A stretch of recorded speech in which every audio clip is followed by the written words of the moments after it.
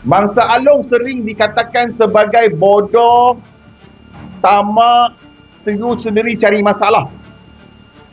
Sedangkan mereka adalah mangsa yang telah ditipu. Di kanan saya adalah Puan Syamsiah. Apa yang terjadi adalah Puan Syamsiah telah ditipu oleh sindiket pinjaman online. Dia hanya meminjam sebanyak $400, tetapi akhirnya jumlah tuntutannya mencecah ke puluhan ribu dolar. Betul? Pada awal memang pinjam 400 sahaja, tapi saya bayar dekat dia dalam hampir 3,000 lah, 2,000 lebih. Kemudian dia menyatakan cuma salah kod dan duit dia kata tidak terima. Dan start tu dia mula dah membaling cat lah kat rumah.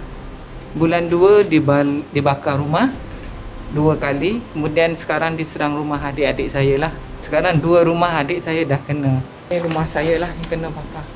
Dan sekarang dia tuntut lagi sebanyak 33 Singapura dolar. Anggaran yang 103,000 lah macam tu.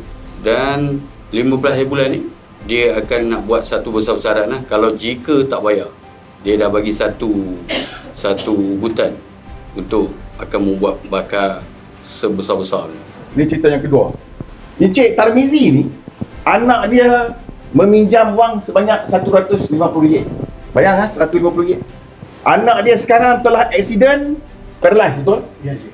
Dah paralyzed. Apa yang berlaku? Alung Jini, dia telah bakar 3 kali rumah Encik Tarmizi ni. Bahkan apa yang saya nak katakan di sini, ugutan bukan hanya pada Encik Tarmizi, kepada keluarga isteri, betul? Ya, Cik.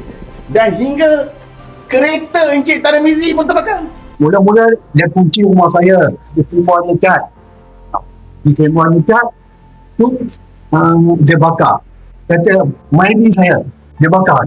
Yang last ni dia cakap dia pergi pindah rumah dia. Kalau dia saya bakar lagi. Dan kita tahu peminjam memang tak mampu nak bayar dah. Dan pinjaman dia hanya RM150. Rumah telah dibakar. Rumah kereta telah dibakar. Dan juga rumah telah dicat.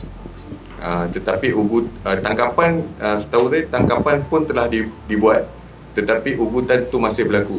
Dan pihak Along ni saya rasa dia mengatasi undang-undang lah.